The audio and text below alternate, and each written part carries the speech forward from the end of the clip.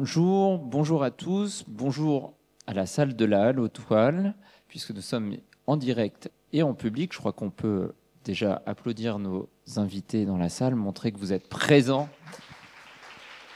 Bonjour à vous qui nous regardez en direct depuis Facebook. Bonjour à mes 5 invités, ravi de vous accueillir dans le cadre de ces journées de la transition aujourd'hui. On va parler aussi cordée de la réussite, on va parler de mobilité, on va parler de gestion des déchets, de plein de sujets, mais je vais très vite présenter mes invités. Bonjour Irem et bonjour Shahada, vous êtes éco-délégués au collège Louise Michel. Petite question, c'est quoi un éco-délégué? Shahada? Normalement c'est bon. C'est 2 personnes qui ont été représentées par leur classe pour suivre un projet avec les élèves de l'IUT qui consiste sur le développement durable. Super, merci. C'est pas évident de prendre la parole forcément devant un public. On a des gens qui sont un peu plus habitués puisqu'ils sont étudiants à l'IUT d'Alençon. Bonjour Léane, bonjour Simon. Donc vous êtes étudiant à l'IUT d'Alençon, je viens de le dire, mais dans quelle formation? On est tous les deux en BUT carrière sociale, parcours ville et territoire durable. Super, et j'ai un grand témoin, alors je vais demander à Irem si elle peut lui passer le micro. Julien Crappé, que les étudiants connaissent, que les collégiens connaissent aussi maintenant bien.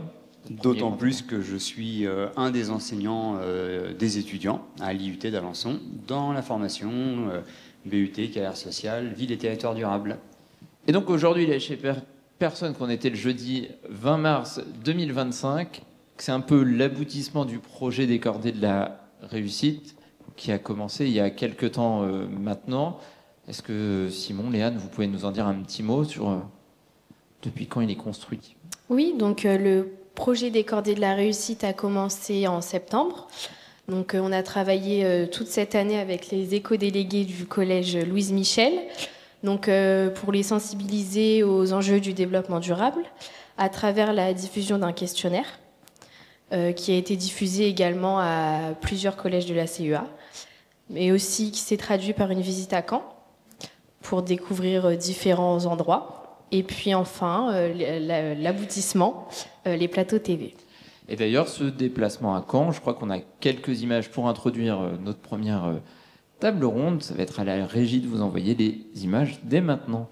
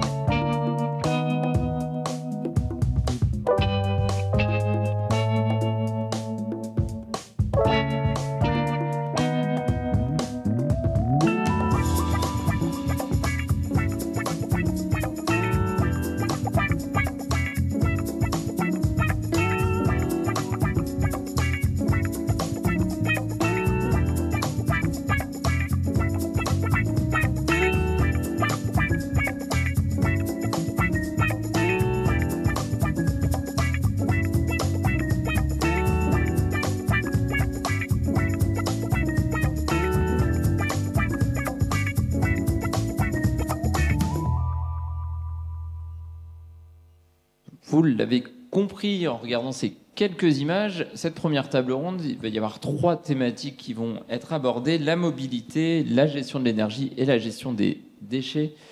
On vous l'a dit, la conférence, elle va être participative et ça va être à vous, public, dès maintenant de participer. On vous a tous remis en rentrant dans la salle, où vous avez trouvé sur vos chaises plutôt des petits cartons recto verso. D'un côté, il est vert, de l'autre, il est rouge. Ça va vous permettre tout simplement de répondre à différentes questions tout au long de l'après-midi. Et j'ai une première question pour vous, qui est: est-ce que vous prenez les transports en commun? Donc si vous prenez les transports en commun, le vert c'est oui bien évidemment, et non c'est le rouge, et il va falloir lever bien haut vos cartons pour qu'on puisse voir à l'image un petit peu les votes. Les résultats en pourcentage, non, c'était plus facile ce matin quand on était moins nombreux. C'est assez partagé. Il n'y a pas une majorité très franche sur l'usage des transports en commun. Mais question pour mes invités. Vous êtes venus comment, vous, à la Halotoile? Alors, nous sommes venus en bus. Donc en transport en commun, parfait. Alors moi, personnellement, je suis venue en voiture. Et moi, je suis venu à pied. Et Julien, peut-être un mix. Et moi, je suis venu d'abord en voiture et les dernières centaines de mètres à pied. C'est ma petite participation mobilité douce. Alors pourquoi je vous pose cette question-là? Parce que Léane l'a dit tout à l'heure, pendant une partie de l'année scolaire, il y a eu des questionnaires qui ont été diffusés. Peut-être que certains qui sont dans la salle ont d'ailleurs répondu à ce questionnaire. Il y a 500 collégiens de toute la communauté urbaine qui ont été destinataires des questionnaires diffusés à la fois par les éco-délégués de Louise Michel et par les étudiants de l'IIT. Et il y avait une des questions qui était comment venez-vous au collège? Et donc très majoritairement, enfin presque majoritairement, 49% viennent à pied, 30% en voiture, 22% en bus, 6% en trottinette et 4% en vélo. Ce qui fait que très majoritairement, on vient en mobilité douce. C'est peut-être expliquer un petit peu ce qu'est une mobilité douce. Oui, donc la mobilité douce, c'est un concept qui vise à utiliser des moyens de déplacement à faible émission de CO2. Donc on va notamment retrouver les transports en commun, comme les bus, les métros, les trains et les tramways, mais aussi la marche, le vélo et les trottinettes. Alors Irem, toi, tu as vécu une expérience, c'était du voyage à Caen. Oui. Et pour la première fois, tu as pris le tramway. Oui, exactement. J'ai pris la première fois le tramway à Caen et c'était une très bonne expérience. Qu'est-ce qui t'a plu dans le tramway?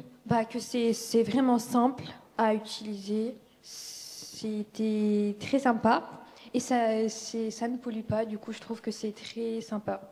Et donc, tu aimerais bien retenter l'expérience Oui. tramway. Ça change du bus? Oui, évidemment, je trouve oui, ça change. Oui, ça change.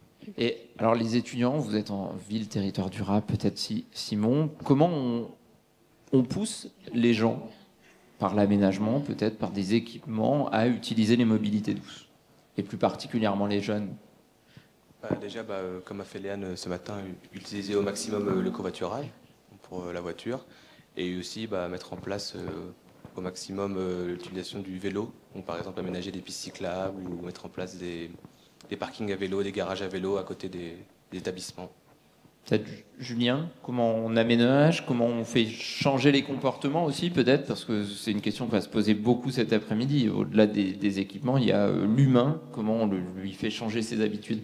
Donc, alors, il y a plein de méthodes différentes, il y a plein de moyens différents. Un des premiers moyens, c'est déjà de mettre à disposition des usagers les bons moyens de transport adaptés à leurs besoins.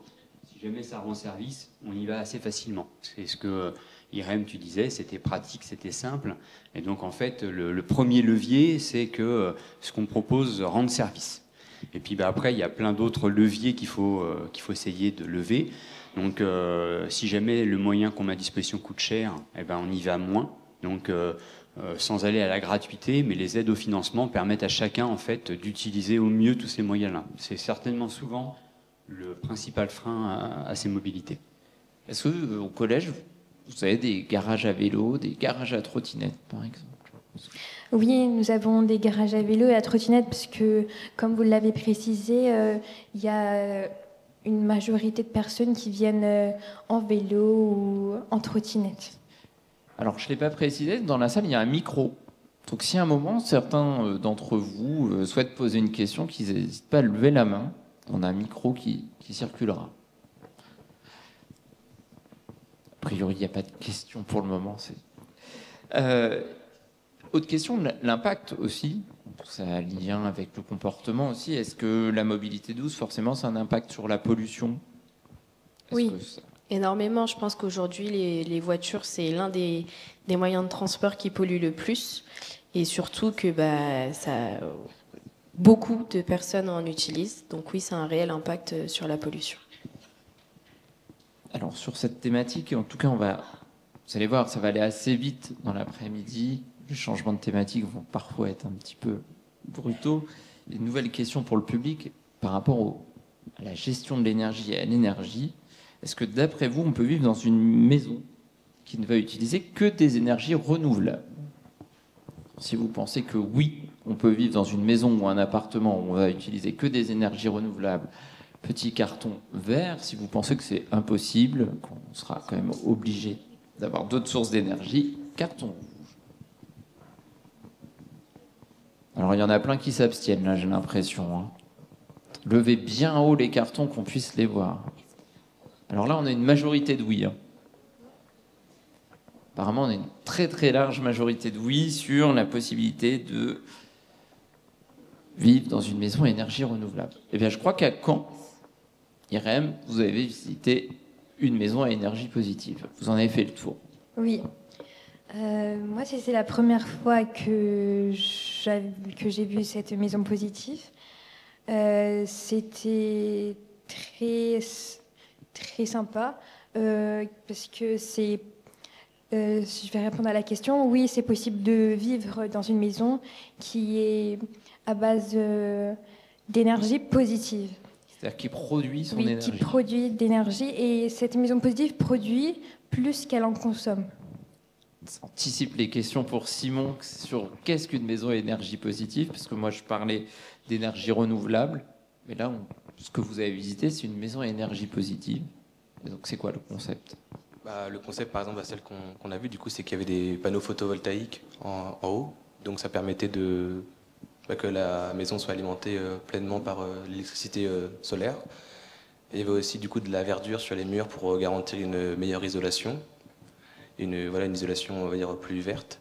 Et aussi, il y avait la possibilité d'installer une éolienne, plus petite qu'on peut voir celle sur le bord des routes, mais voilà, une éolienne spécialisée pour la maison, pour pareil, produire sa propre électricité. Julien, est-ce qu'il y a d'autres dispositifs qui peuvent être mis en place pour justement que ces maisons produisent leur propre énergie, leur propre électricité? Alors oui, complètement. Il y a deux leviers en fait pour que la maison consomme moins d'énergie qu'elle n'en produit. Donc la première chose, c'est évidemment de produire soi-même son énergie. Donc ça permet déjà d'avoir cet apport-là. Alors Simon en a parlé, il peut y avoir du photovoltaïque, de l'éolien, on peut aussi avoir la géothermie et d'autres sources d'énergie sous forme de pompe à chaleur. Et puis le deuxième levier, c'est d'économiser l'énergie et de moins en dépenser. Donc Simon évoquait par exemple l'isolation des murs par la verdure. Ça n'a pas qu'une vertu d'isolation, mais ça peut y participer. Et donc l'objectif, c'est d'arriver à avoir le meilleur couple, le plus produit, le moins consommé, on va dire. Alors en parlant de couple, est-ce que demain je peux imaginer une salle de sport où je vais produire ma propre énergie en pédalant ou en faisant du rameur par exemple? Alors oui, un des problèmes de ces énergies renouvelables, c'est leur intermittence. Ça veut dire que l'intermittence, ça veut dire qu'en fait, elles ne produisent pas toujours quand on en a besoin. Par exemple, les panneaux photovoltaïques, l'énergie solaire, ça marche lorsqu'il fait jour ou lorsqu'il fait beau, principalement. Et c'est le soir qu'on a besoin d'énergie ou l'hiver qu'on a besoin d'énergie particulièrement. Donc là, clairement, on compte sur toi, Romain, pour pédaler pendant ces moments-là. Il faut avoir un mix énergétique, c'est ça. En fait, pour que vous dormiez au chaud, il faut que je pédale et que moi je dorme pas. Exactement. C'est ça, j'ai bien suivi. Ou alors, peut-être qu'il faut envisager des économies d'énergie et moins consommer, ce qui m'évitera peut-être de pédaler aussi. Et je crois que tous, peut-être ici, peut-être des gens dans la salle, on a peut-être des petits trucs pour consommer moins d'énergie. Est-ce qu'il y a des choses que vous faites, Shahada, par exemple, que toi tu fais et que tu te dis, grâce à ça, je consomme moins d'énergie? Par exemple, quand on sort de chez soi, débrancher tout ce qui est branché sur les prises pour que ça consomme moins en énergie, alors que, en fait, ça consomme alors qu'on ne l'utilise pas. Globalement, ta télé, elle consomme de l'énergie, c'est ça que tu es en train de me dire, même quand elle est éteinte et que tu es au collège. Donc il y a tout intérêt à la débrancher. C'était ça, hein, en résumé. Irem Alors, il faut aussi faire attention à éteindre les lumières quand on sort d'une pièce. Ça consomme trop. Je dirais également de ne pas laisser les fenêtres ouvertes lorsqu'on met du chauffage, surtout en hiver. Et moi aussi, je dirais par exemple à désactiver le Wi-Fi quand on sort de chez soi. C'est un peu pareil comme chez Ada. Je veux dire, ça, c'est quelque chose qui consomme de l'énergie alors qu'on n'en a pas besoin quand on n'est pas chez soi. Alors c'est toujours compliqué, s'il faut se mettre à quatre pattes tous les matins pour aller débrancher, comment on fait? C'est ça la technique ou est-ce qu'il faut qu'on ait des petits interrupteurs plutôt? Enfin, qu'est-ce que vous conseillez? Bah oui, il peut y avoir des prises qui centralisent tous les éléments électroménagers par exemple. Ça peut aider à tout désactiver d'un seul coup. Donc ça, c'est des gestes. C'est des questions aussi qui avaient été posées aux collégiens, donc je vais vous donner les résultats sur qu'est-ce que vous faites pour éviter de gaspiller de l'énergie. À l'image de Irem, vous éteignez tous majoritairement, 82% ont répondu que vous éteigniez les lumières quand vous quittiez une pièce. Et il y a quelque chose qu'on n'a pas évoqué, mais pour 43% d'entre vous, c'était le fait de débrancher votre chargeur de téléphone quand il ne charge pas. Parce que vous savez, souvent, on va laisser le chargeur dans la prise sans rien sur le port USB ou le port de charge. Ben ça consomme aussi de l'énergie. Donc voilà un petit peu des petits réflexes aussi pour moins consommer d'énergie. Je ne sais pas s'il y a des questions ou des remarques. Il y en a peut-être dans la salle qui ont d'autres techniques pour consommer moins d'électricité. Non, vous faites rien, vous laissez allumer. Vous laissez tourner les box toute la journée. Alors moi, je vais avoir d'autres questions. Hein. Si vous en avez pas, c'est pas un problème. Mais comment on va favoriser la mise en place d'énergie renouvelable? Qu'est-ce qu'on peut faire? Comment on peut Je dirais que ça passe par la connaissance des différentes énergies qui sont à notre disposition aujourd'hui. Donc les énergies renouvelables, la biomasse. Alors c'est quoi la biomasse? Alors du coup, ça va être l'utilisation des déchets organiques, si je ne me trompe pas. Monsieur Crapet pourra... Exactement, voilà, c'est ça. Donc voilà, après ça va passer aussi par l'éducation. On a toujours été habitués à allumer notre chauffage, est-ce que ça chauffe, allumer la lumière et que ça s'allume. Je pense que c'est aussi, oui, revoir et aller vers un changement de comportement. Changement de comportement, c'est peut-être renoncer à une forme de confort, entre guillemets, ou en tout cas de superflu de confort. Oui, tout à fait. À l'échelle d'un collège, peut-être Julien ou peut-être les éco-délégués, ils ont des idées. Est-ce que vous auriez des idées comme ça de choses à faire pour économiser l'énergie? Il ne faut pas se débarrasser du micro comme ça, Irem. Par exemple, les profs ont tendance à laisser allumer la lumière, alors qu'on pourrait économiser de l'énergie en ouvrant juste les volets. D'accord. Julien, en tant que professeur, alors, je vais être obligé de poser la question. Est-ce que tu n'ouvres pas les volets et tu laisses la lumière dans la salle?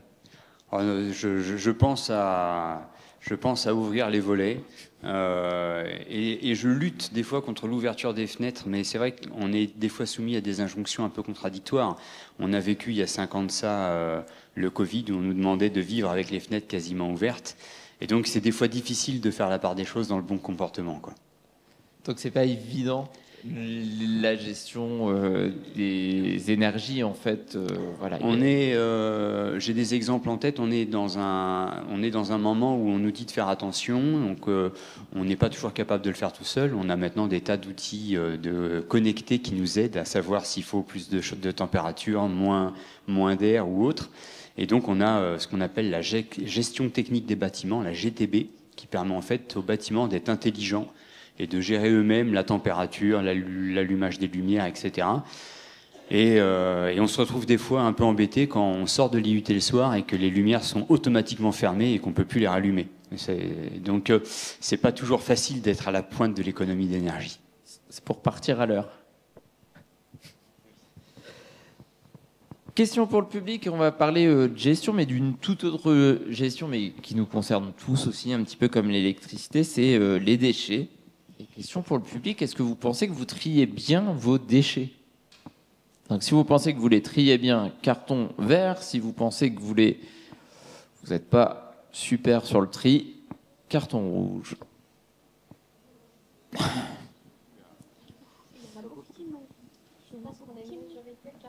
C'est une majorité de carton rouge, Léane? Je ne compte pas, mais oui, effectivement, je pense que tout le monde n'est pas au top du top sur le tri des déchets, là. Et deuxième question, qui est un petit peu particulière, mais ça va introduire le débat. Est-ce que vous connaissez le compostage? Oui, vert, encore une fois, et rouge, non. Alors, ouais, ils ont l'air quand même majoritairement de connaître le compostage. Alors, pourquoi je vous pose cette question? Parce que, Yarem, tu as fait un atelier compostage quand tu étais du voyage à Caen. Oui, nous avons fait une activité qui était de séparer différents composants compostables et non compostables. Par exemple, dans la partie du compost, nous avions les épluchures, le café. Et dans la partie non compostable, on peut trouver du plastique, du fromage. Il ne faut pas compter tous les aliments en tant que compost parce qu'il y a des aliments qui sont trop gras et qui ne peuvent pas être compostés. Donc le fromage, par exemple, n'est pas un bon aliment. Moi, c'est quelque chose que j'ai appris ce matin quand on a préparé, qu'il ne fallait surtout pas mettre le fromage dans le compost. Et moi, j'avais appris lors de ma journée à Caen. Et alors, pourquoi c'est important de composter ces déchets organiques? Eh ben, du coup, de composter ces déchets organiques, c'est important parce que ça permet de trier ces déchets et que chaque déchet n'a pas forcément les mêmes besoins ou ne va pas finir pareil. Et parce que ça peut également permettre de faire de l'engrais et plutôt naturel en fonction de ce qu'on met dans son compost. Julien, je vais poser la question un peu plus technique. Tout le monde n'habite pas dans une maison. On a quand même souvent l'impression que le compostage, c'est quand même plutôt pour ceux qui ont un jardin chez eux, comme ça ils vont avoir du terreau. Est-ce que ça concerne uniquement des gens qui habitent en maison? Est-ce que si je suis en appartement, je peux faire du compost? Est-ce qu'il y a des moyens de faire du compost en appartement? Alors oui, il y a des moyens, toujours le même principe. Quand on a la volonté d'avoir les bons gestes pour le développement durable, on arrive à trouver des solutions. Il y a toujours cette notion de contrainte, c'est-à-dire que si jamais on ne le fait pas naturellement, c'est parce que c'est souvent un peu compliqué. Et typiquement, ce que tu poses comme question, c'est est-ce que lorsque je suis sans possibilité de faire mon compost à l'extérieur dans le jardin, est-ce que c'est un frein rédhibitoire? Est-ce que je peux lever cette contradiction? Alors, ça va dépendre des collectivités, puis ça va dépendre un petit peu des moyens de chacun. D'une part, il existe des composts d'appartements. Donc des seaux, on a même vu parfois l'organisation de compost dans des tiroirs avec un matériel adapté qui permettent de faire ça. Et puis ensuite il y a la possibilité, comme la poubelle, d'avoir une poubelle dédiée aux déchets compostables. Et même tu disais les épluchures, un certain nombre également d'éléments non alimentaires comme les mouchoirs, par exemple en papier. Et de les porter à un point de compostage, un peu comme on porte ses poubelles ou ses objets à la déchetterie. Donc ça peut être au pied de l'immeuble, ça peut être un peu plus loin, ça dépend des territoires. Alors est-ce que dans la salle, vous voulez nous soumettre des idées de choses qu'on pourrait mettre dans le compost ou pas? Oui. Est-ce qu'on peut mettre des graines dans le compost? Alors, oui, tout à fait. Les graines, c'est bon. D'autres idées de choses? Oui. Des pots de banane. Tout à fait. Ça fait partie des épluchures de fruits et légumes. Oui. Du pain. Oui, le pain sans problème. Est-ce qu'il y a d'autres idées? Moi, j'ai une idée. T'avais une idée? T'as le micro, tu peux y aller, toi. T'as ce privilège. Non, c'est bon, finalement. Oui. Ah, de la viande, c'est ce qu'on attendait. Alors attention, la viande. Intéressant, mais non, la viande ne va pas dans le compost. Merci. Alors, faut peut-être préciser pourquoi. Pourquoi la viande, on la met pas dans le compost? Il y a de multiples raisons. Il y a des raisons.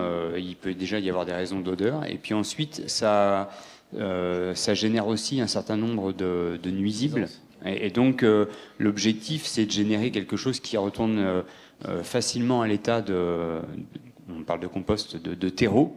Et donc, en fait, il y a des composés qui se dégradent moins facilement vers ça. En fait, tout ce qui est viande et poisson, oui. on évite dans le compost. Ça attire les rats, hein. Enfin, oui, par exemple, entre autres. Et puis il y a des questions également d'équilibre, de composition d'aliments. Irène parlait tout à l'heure de fromage de reste parce que c'était trop gras. Et donc on peut aussi avoir le même genre de problème avec les composés de viande, les composés carnés. Des sachets de thé. Alors, il y a la question du non-alimentaire, parce que compost n'est pas forcément égal à alimentaire, tout ce qui est compostable. Ça va dépendre ensuite de ce qu'on veut avoir comme qualité de compost. Si jamais le sachet de thé, il y a eu des arômes non naturels dans ce sachet de thé, est-ce qu'il y a également du colorant sur l'étiquette ou ce genre de choses, on va retrouver ces composés chimiques dans le compost, dans le terreau ainsi créé. Donc en fait, ça peut passer, mais on ne va pas forcément avoir la bonne qualité derrière. Et parfois, il y a des agrafes. Et en plus, il y a les agrafes. Il y a plein de questions. Allez-y. Oui. La peau d'orange. Alors, la peau d'orange, c'est un cas particulier. Il y a certains qui disent que oui, en faible quantité, parce que ça a une acidité qui est assez forte et qui empêche les micro-organismes de dégrader. Ça aurait tendance pratiquement même à, entre guillemets, stériliser le compost. Et donc, il n'y a plus de petites bêtes et de microbes pour venir décomposer les aliments. Allez, encore 2 propositions. Allez, les 2 mains qui sont levées. Oui. Vas-y, vas-y. Ah, c'était une question ? Eh ben, vas-y, pose ta question.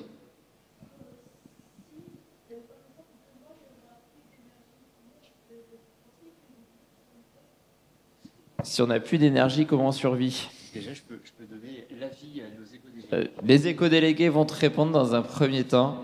Alors, est-ce qu'on va réussir à survivre sans énergie ? Sans électricité, tu veux dire ? Non. Sans aucune énergie ? Ah oui. Ah ouais, le tableau est très très noir là d'un coup. Hein. Alors, est-ce qu'on arriverait à survivre sans aucune énergie ? Moi, je pense que non. Sans électricité, sans énergie, je pense que non. Il n'y aura plus de téléphone portable. Oui, il n'y aura plus de téléphone portable, plus de télé. Plus de Roblox, plus de Netflix, tout ça. Hein. Attention. Hein. J'ai commencé par le vital. C'est tout de suite. Léane, un avis ? Si on n'a plus d'énergie, on fait comment ? Moi, je dirais que c'est possible pendant un petit laps de temps et qu'après, il faut revenir à l'énergie. Je pense que sur le définitif, je pense que c'est pas possible. Après, peut-être qu'on peut revenir aux prémices, c'est-à-dire que l'électricité n'a pas toujours existé. On reviendra peut-être à l'énergie animale, des choses comme ça. On sera. Oui, il faudra bien être inventif de toute façon, je pense. Mais là, le changement de comportement, peut-être Julien, il sera brutal. Il sera forcé, en tout cas. Alors, c'est une histoire d'accoutumance, d'habitude. C'est un des deuxièmes facteurs de l'adaptation des comportements, c'est de tester ou adopter. Alors, adopter, la disparition totale d'énergie, je pense qu'on serait en difficulté sur des choses. Il y a le confort, le téléphone portable, la télé, tous ces loisirs. Mais on utilise de l'énergie pour produire de l'alimentaire, on utilise de l'énergie pour se chauffer l'hiver. Et donc, il y a plein de fonctions plus essentielles à la vie, voire même sur la médecine et le fonctionnement des hôpitaux, sur lequel on serait un peu démunis. On est devenu dépendant à l'énergie. Et c'est compliqué de s'en passer. Oui. Après, ce que Julien est en train de répondre pour traduire ça, si tu veux essayer de préparer, tu peux essayer de vivre 48 heures sans aucune énergie. C'est-à-dire que tu vas manger froid, vraisemblablement quand même. Pas de téléphone portable, pas de télé, pas de voiture, pas de trottinette électrique. Voilà. Pour conclure sur la proposition marrante de Romain, malgré tout, ça peut être intéressant pour devenir plus sobre en énergie. Ça veut dire que d'essayer de réduire plutôt que de tout couper, c'est par là qu'il faut commencer. Et ça, on sait que ça a un impact positif sur la réduction des gaz à effet de serre. Et j'ai une dernière question. Des féculents, en partie oui. Tu pensais à quoi comme féculent? Les pâtes le riz, oui. Pas que ça. Mais pas tout seul. Et derrière toi, ce qui sera notre dernière question, des coquilles d'œufs. Oui, on peut en mettre. Alors, ce Mais matin, des coquilles d'œufs cassées. cassé. Faut de l'œuf vide. On met pas l'œuf plein dans le compost. Et est-ce qu'on peut mettre des boîtes d'œufs? Parce que ce matin, on a eu la question. Pas en plastique. Bah alors oui, on peut les mettre, sauf si par exemple il y a des colorants à l'intérieur qui sont du coup néfastes pour le compost et tout ce qui il pourrait avoir dedans. Et donc, on va essayer quand même de finir sur une note d'optimisme. On espère garder un peu d'énergie, un minimum quand même. On aura besoin d'un minimum d'énergie, mais sur le déchet, comment on peut s'adapter? Quelles propositions assez simples vous pourriez faire pour qu'on essaie de réduire nos déchets? Bah, déjà au self, on pourrait essayer de mettre plusieurs poubelles à compartiments, comme pour le recyclage, les cartons avec les cartons. Et par exemple, faire une poubelle pour nos épluchures ou autres. Et mettre un mini frigo à disposition pour les desserts qui ne sont pas mangés, pour éviter le gaspillage. Ça, c'est une bonne idée. Irène, t'as une idée, toi ou... Je suis d'accord avec Chad. C'est très bien. Alors, on parlera aussi tout à l'heure de gaspillage alimentaire. Donc, on pourrait... L'un va avec l'autre, de toute façon, parce que forcément, si on fait moins de gaspillage alimentaire, on aura moins de déchets à traiter. Simon, une idée sur la gestion des déchets, peut-être? Je suis tout à fait d'accord comme les filles. On peut faire ça aussi pour les self au collège, mais le self aussi pour dans les entreprises ou même pour le restaurant universitaire. Et aussi, du coup, ce qui peut être bien, c'est par exemple mettre en place un compost collectif, comme au sein de la communauté urbaine d'Alençon.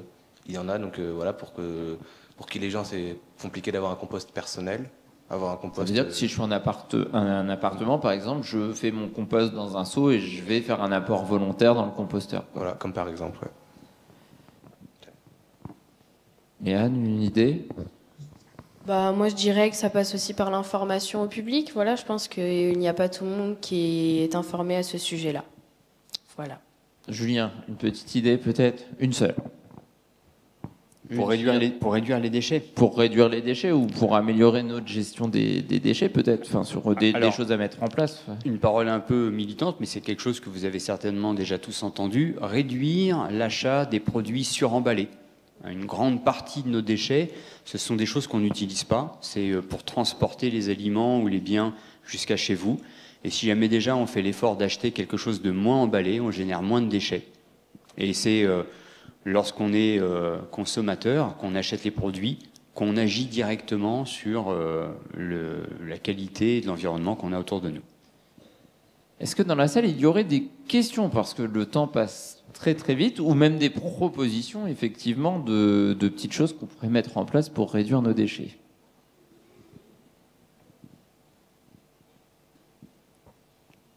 A priori, non. Moi, j'avais juste une dernière...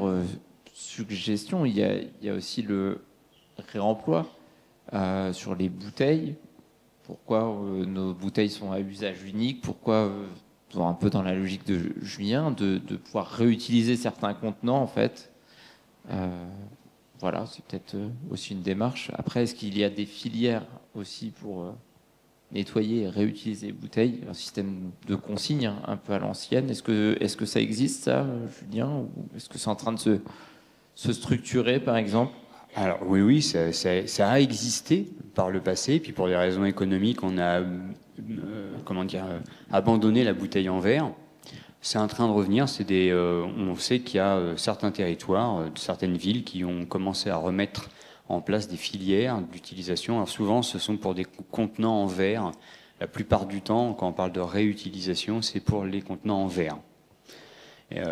Voilà, donc ça existe aussi bien pour le pot de yaourt, la bouteille d'un contenant liquide, mais ça nécessite des investissements et ça nécessite, c'est très important de nouveau, que chacun d'entre nous fasse attention, parce que si jamais on veut que ça fonctionne, il faut ramener la bouteille dans un état correct, à un endroit pour pouvoir la réutiliser. Et c'est ça le plus difficile pour nous, c'est de ne pas oublier nos déchets tout de suite dans la poubelle et de se dire qu'on s'en débarrasse pour soi, quoi.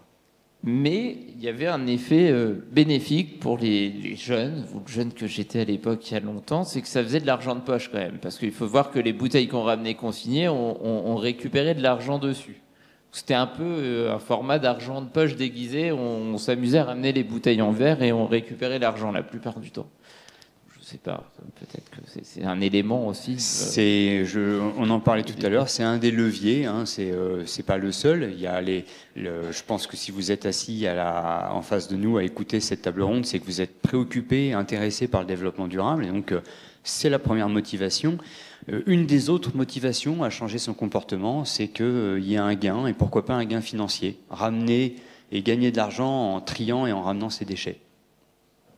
Ça sera le mot de la fin de cette première table ronde. Il va me rester à remercier Simon, Léane, Irène, Chahada et Julien de leur participation. Je crois qu'on peut vous applaudir. Merci au public pour vos questions, vos remarques. L'après-midi n'est pas terminé.